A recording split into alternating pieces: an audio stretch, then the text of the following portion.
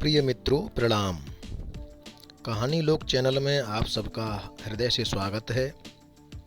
यदि कहानी अच्छी लगे तो वीडियो को लाइक शेयर और चैनल को सब्सक्राइब अवश्य करना तथा अपने दोस्तों में रिश्तेदारों में शेयर भी करना ताकि कहानी से अन्य लोग भी प्रेरित हो सकें। आज की कहानी का शीर्षक है श्राप। रमा रमा जरा बाहर देखो तो कोई आया है, मेरे पति ने किताब के अध्ययन से ध्यान हटाते हुए मुझसे कहा। मैंने दरवाज़ा खोला तो पाया कि मायूस चेहरा लिए विकास खड़ा है।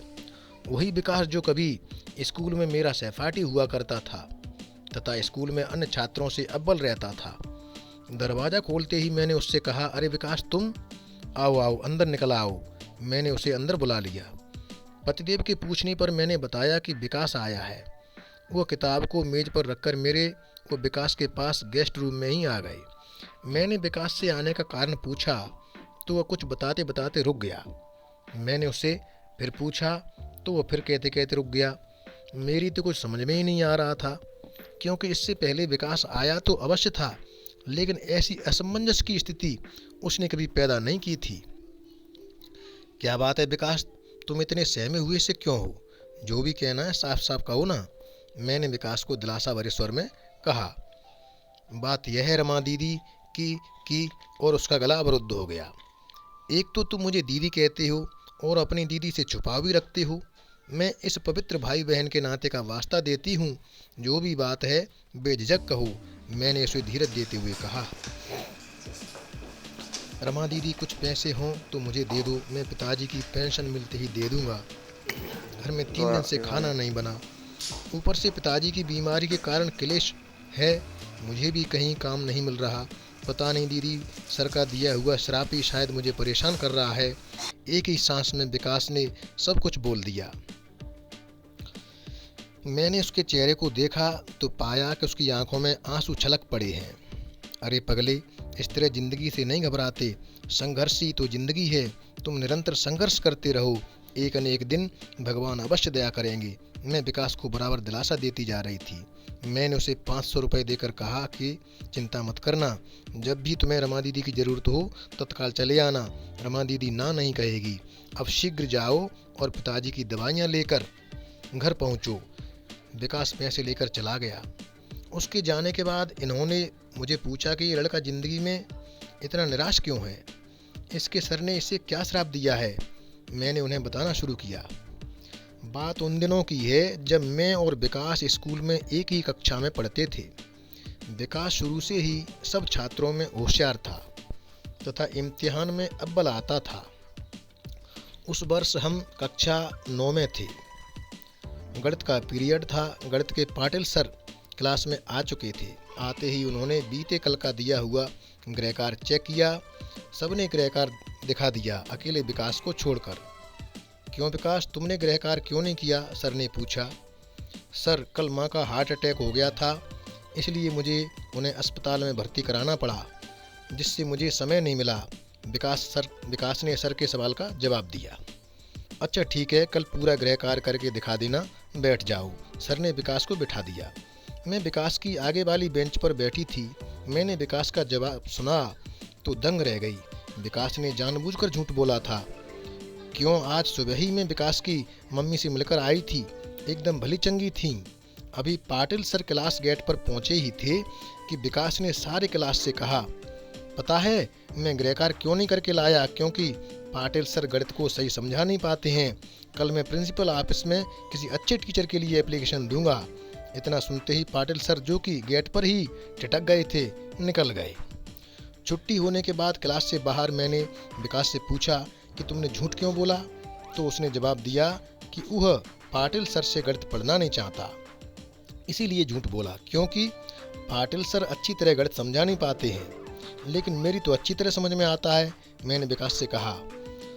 पर मेरी समझ में नहीं आता, विकास ने कहा। तुम पाटिल सर से समझने की कोशिश नहीं करते, मैंने विकास से कहा। चाहे जो समझ लो, विकास ने अहंकार भरे स्वर में कहा। दूसरे दिन विकास ने प्रिंसिपल ऑफिस में एप्लीकेशन दे दी। उसके साथ पूरा क्लास था। इसलिए प्रिंसिपल सर को सभी छात्रों की बात माननी पड़ी और पाटिल सर की जगह अब गणित का पीरियड गोले सर लेने लगे। अभी 15 दिन ही हुए थे कि विकास ने गोले सर को हटाने की भी एप्लीकेशन दे दी। गोले सर का पीरियड हटकर फिर से पाटिल सर का पीरियड लगने लगा। आज पाटिल सर ने पीरियड लेने के अंत में छात्रों से एक ही बात कही कि टीचर चाहे को भी पढ़ाए, सदा मन को एकाग्र करके समझने की कोशिश करोगे तो जरूर समझ में आएगा। पर मेरी समझ में नहीं आता आपका पढ़ाया हुआ, सर, विकास ने कहा। अकेले तुम्हारे समझ में नहीं आता या पूरे क्लास की समझ में नहीं आता? पाटिल सर ने पूरे क्लास से पूछा। सबने कहा हाँ हाँ समझ में आता है। एक विकास ही कह रहा था कि समझ में नहीं आता है। सर ने समझाया, देखो विकास, तुम एक होनहार छात्र हो, तुम्हारे मन में मेरे प्रति जो भावना दृढ़ हो गई है कि पाटिल सर समझा नहीं पाते, अगर इस भावना को भूलकर तुम समझने की कोशिश करोगे तो जरूर समझ में आएगा। क्या खाक समझ में आएगा? सर, आपसे तो अच्छा मैं ही समझा सकता हूँ। विकास ने अपने आप को होशियार समझने की हद ही पार कर दी। सर का क्रोध अब 7वें आसमान पर था। यह उनके चेहरे से स्पष्ट जाहिर हो रहा था, लेकिन उन्होंने क्रोध को छुपाकर बिल्कुल शांत होकर समझाया, देखो विकास, आज मुझे तुम अयोग्य समझ रहे हो, कल कोई और टीचर आएगा, उसे भी तुम्हारा अहंकार अयोग्य समझेगा। इसलिए अच्छा यही है कि अपने आप को होशियार होने के घमंड से मुक्त करो तथा टीचरों का सम्मान करना सीखो। इतना कहते ही पाटिल सर क्लास से बाहर जाने लगे। अभी गेट पर पहुंचे ही थे कि विकास ने फिर कहा, पाटिल सर चाहे कितनी भी सफाई दें, मगर सच्चाई यही है कि वो समझा नहीं पाते हैं। इतना सुनते ही पाटिल सर किसी हवा के झोंके की तरह मुड़े और झपटकर उन्होंने विकास के बाल पकड़कर खड़ा कर दिया तथा पल भर में अनगिनत तमाचों से विकास के दोनों गाल लाल कर दिए। तुम जिंदगी में कभी सफल नहीं हो सकते विकास, ये मेरा श्राप है, क्योंकि तुमने मेरी आत्मा को दुखाया है, सर ने पीटते हुए ही कहा। पीटने के बाद तेज कदमों से वो बाहर निकल गए। सर का श्राप तो मानो तत्काल प्रभावी हो गया।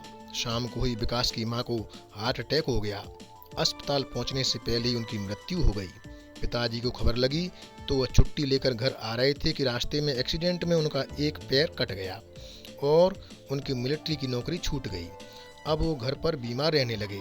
विकास ने पढ़ाई जारी रखी और पोस्ट ग्रेजुएशन के बाद बीएड कर लिया, मगर अभी तक नौकरी नहीं मिली।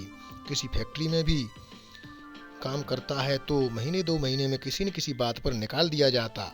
शायद पाटिल सर का श्राप ही उसे परेशान कर रहा है। इतिश्री हरे नमा। कहानी समाप्त हुई दोस्तों। कहानी अच्छी लगे तो पुनः आपसे आग्रह है कि आप चैनल को सब्सक्राइब अवश्य करना, लाइक करना वीडियो को और अपने दोस्तों में शेयर भी करना। धन्यवाद।